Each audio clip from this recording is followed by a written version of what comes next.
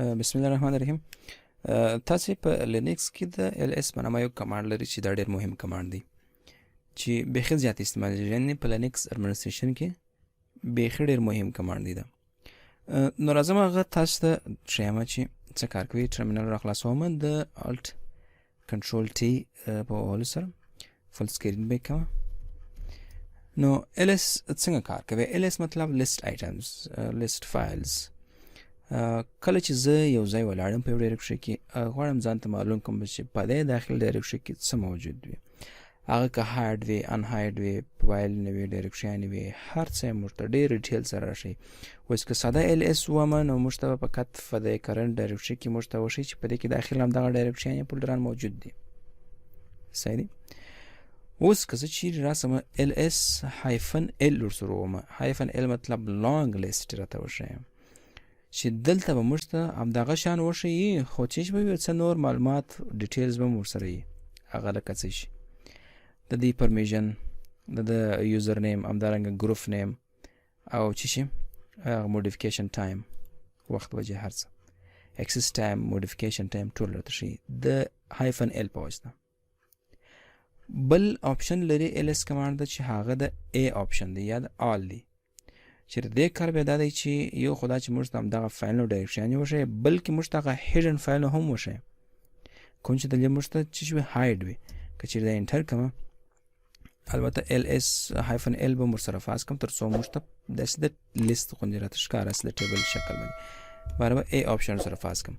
نو اوس وګورئ دا ځل موږ ته څه زیات شان ښیي، یعنې دا کوم ډاټ چې تاسو ورسره وینئ دا ټول هغه هیډن فایل نه و چې مخکې نه ښکاره کول. اوس چې کله د a آپشن ورسره فاس کړي نو اوس موږ ته چې کېږي هغه هیډن فایل نه هم ښیي چې دا کیش دی، ډاټ کنفیګ دی، لوکل دی، موزیلا ده، ډاټ فام دی، ډاټ پروفایل دی. صحیح، دا د a آپشن په واسطه باندې چې موږ ته چې کېږي هغه هیډن فایل نه هم ښیي.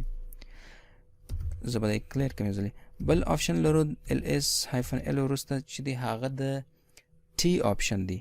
ټي آپشن مې دا مطلب چې دغه فایلونه ډایرکټریانې راته لیست که، خو څه به وکړه ته سورټ یې که د اکسس ټایم پر اساس باندې. موږ یو اکسس ټایم لرو، بل موډیفیکیشن ټایم لرو، یعنې دا فایل څه وخت اکسس شوی دی او دا فایل څه وخت موډیفای شوی دی.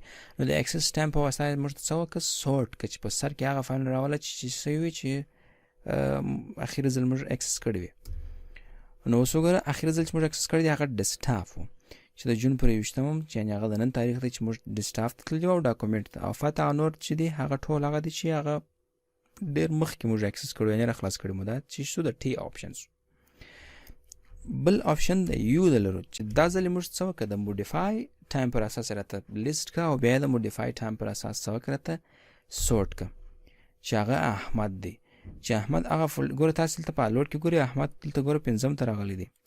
دا یو ګوره د موږ څه وخت موډیفای کړی پر 28 تاریخ، او دا ډیسکټاپ ډاکومنټ په نن څه کړی دی موډیفای کړی چې هغه ګوره په سر کې راوستلی وه، اکسس کړی هم وه او موډیفای کړی هم وه، البته اکسس کړی مو وه. اوس بیا د موډیفای پر اساس چې هغه نن یوازې مو احمد ډیسکټاپ او ډاکومنټ څه کړی وه موډیفای کړی وه، چې ورته وایي چې د موډیفای پر اساس چې اخري ځل مې کوم فایل موډیفای کړی دی هغه راته راخلاص کړه چې هغه هم دغه څه دی احمد دی. البته ټي چې د هغه د موډیفای ټایم دی، او یو چې د هغه د اکسس ټایم دی.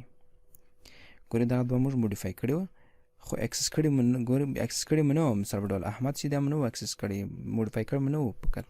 خو زه څه کوم د یو آپشن په واسطه موږ ته چې د اکسس ټایم پر اساس باندې څه کېږي سورټېږي، او ټي آپشن چې دی هغه د موډیفای پر اساس موږ ته څه کېږي سورټېږي. او بل لرو د آر آپشن ریورس. اوس زه ورته وایم چې د لاست موډیفیکیشن ټایم پر اساس یې ماته ریورس دغه که سورټ که، خو څه په وکړه چې ریورس یې هم که د آر آپشن سره پاسوم بیا موږ ته څه وکړي ریورس کړي. دا ځل یو ګورم موږ ته هغه اخري چې موږ موډیفای کړی دی هغه دا ډیسکټاپ دی چې نن مو موډیفای کړی دی جون 21، خو البته دی موږ ته ریورس سورټ کړي، یعنې اخري چې موږ موډیفای کړی دی هغه د فریل شلمه د هغه موږ ته څه وکړي په سر کې راوستي چې آر آپشن یې څه وکړي دغه آرډر یې ریورس کوي. زه به دی کلیر کم. بل مهم څه چې دی په ls د ls کمانډ سره چې کوم بل مهم آپشن دی هغه د r آپشن دی. البته یو دا -r د اکشن r دی چې دا ریورس آرډر کوي، او بل چې دی کیپټل r دی چې دې ته موږ ریکرسیو ویل کېږي. ریکرسیو نو زه ورته وایم چې زه به ځل ولاړ سم، زه به ورته ولیکم چې ls-l او بیا څه وکړه r. دا په دې مطلب چې ماته په دغه کرنټ ډایرکټري کې چې کوم ډایرکشن دی هغه هم وښی او په هغو کې داخل چې نور ډایرکشن دی هغه هم راته وښی، چې دا د همدې ریکرسیو کار دی، یعنی د هایفن کیپیټل r وظیفه همدغه ده چې ته موږ ریکرسیو وایو، یعنی سب ډایرکټري یعنی ریکرسیو ډول موږ ته وښی. نو تاسو ګورئ دا ځل به موږ ته بیخي زیات آوټپوټ ښکاره کړي. نو ګورئ بیخي زیات، یعنی موږ ته به هره ډایرکټري اپلای وشي او په هغه ډایرکټري کې به داخل نور ډایرکټریانې وشي. تاسو وګورئ دا یې ګورئ دلته څونه آوټپوټ دی، ګورئ اپلای ډایرکټریانې ټولې وښولې، بیا په هغه کې داخل نور ډایرکټریانې ټول پسې راته وښولې، په هر یو کې چې بیا داخل نور ډایرکټریانې دي هغه یې ټول پسې راته وښول، په هغه کې چې نور داخل فایل دي پسې هغه هم ټول راته وښوله، چې دا هم ډېر مهم کمانډ دی په لینکس کې.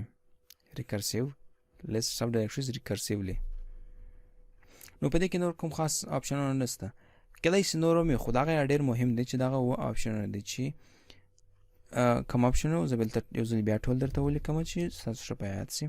د ls سره هایفن l دی، لانګ لیست، هایفن a ټوله هیډن فایلونه راته وښیي، او t موډیفیکیشن ټایم پر اساس راته سورټ کړه، u د اکسس ټایم پر اساس راته سورټ کړه، r ریورس راته آرډر راته ریورس کړه، او کیپیټل r سب ډایرکټریز په هغه کې داخل نور سب ډایرکټریز ټول راته وښیي چې هغه بیا د کیپیټل r کار یا دې ته شوی ریکرسیو ویل کېږي، چې دغه د ls سره دغه مهم آپشنونه دي چې استعمالیږي. تاسو په لینکس کې کیدای شي چې همدغه ډېر نو همدومره بس دی.